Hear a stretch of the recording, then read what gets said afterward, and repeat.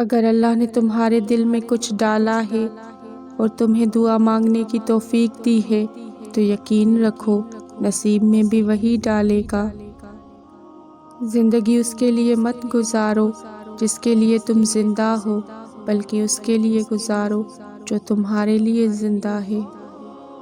جو آدمی صبر اختیار کرتا ہے وہ کامیابی پاتا ہے، جو جلد بازی کرتا ہے وہ ٹھوکر کھاتا ہے۔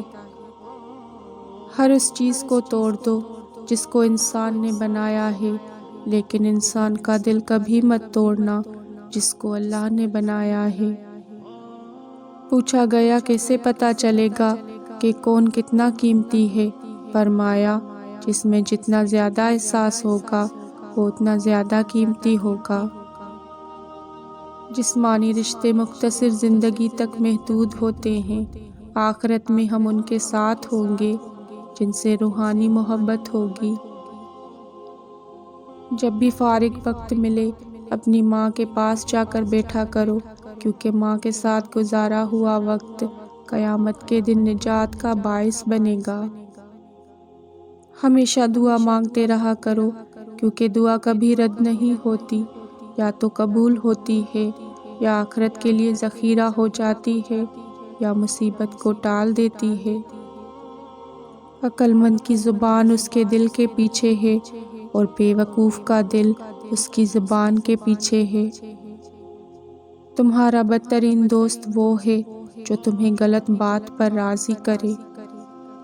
خاموشی اختیار کر لو مگر کسی سے شکوہ مت کرو، جب عزت نہ ملے تو کنارہ کر لو۔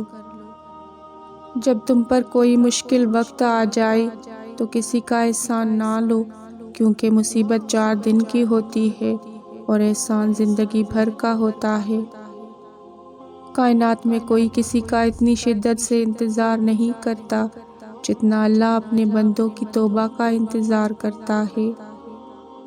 جس زبان سے جھوٹ نکلنا بند ہو جائے اس زبان سے نکلی ہوئی ہر دعا قبول ہو جاتی ہے۔ کائنات کی سب سے مہنگی چیز احساس ہے جو دنیا کے ہر انسان کے پاس نہیں ہوتا۔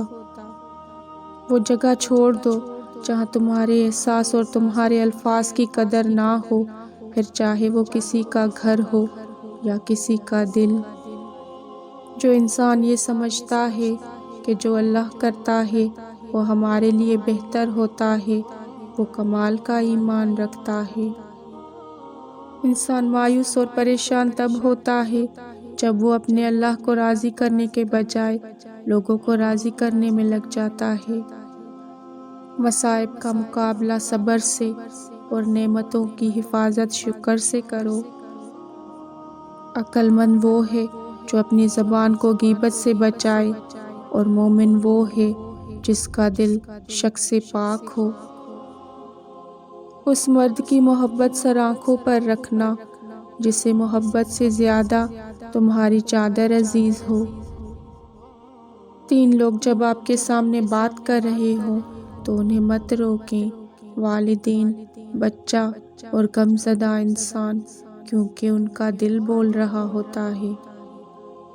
صرف 2 لوگ مقدر والے ہوتے ہیں، ایک وہ جنہیں وفادار دوست ملتا ہے اور دوسرا وہ جن کے پاس ماں کی دعائیں ہوتی ہیں۔ نفرت گناہ سے کرو، گناہ کرنے والے سے نہیں، شاید تمہاری محبت میں آ کر وہ گناہ کرنا ہی چھوڑ دے۔ اس سوچ کے ساتھ زندگی میں آگے بڑھو کہ اللہ نے یقیناً بہترین ہی سوچا ہوگا۔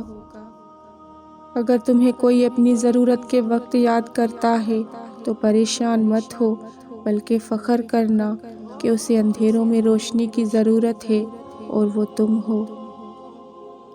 اپنے دوست کو نصیحت کرو، جان پہچان والوں کی مدد کرو اور عام لوگوں کے ساتھ اخلاق سے پیش آؤ۔ جب لوگ غصے میں ہو تو ان کی بات غور سے سنا کرو، کیونکہ اصل حقیقت تب سامنے آتی ہے۔ حضرت علی نے فرمایا، جو اللہ کے سوا کسی دوسرے سے نفع پہنچنے کی امید رکھتا ہے اس کی امیدیں جھوٹی ثابت ہوتی ہیں۔ اپنے آپ کو اچھا سمجھنا ابتار ہونے کی دلیل اور کم عقلی کی علامت ہے۔ فرصت کے اوقات بادل کی طرح جلدی گزر جاتے ہیں۔ تمہیں ایک نیک کام کرنے کا بھی موقع ملے تو اسے غنیمت سمجھو، ورنہ ندامت حاصل ہوگی۔ جس کے اخلاق اچھے نہیں ہوتے، اس کی اچھائیوں کی کوئی تعریف نہیں کرتا۔ تمہارے ساتھ رہنے والا تمہارے نفس کی اصلاح میں معاونت نہیں کرتا تو اس کا ساتھ وبال ہے۔ غلط بات پر غصہ آ جانا شرافت کی نشانی ہے، لیکن اسی غصے کو پی جانا مومن کی نشانی ہے۔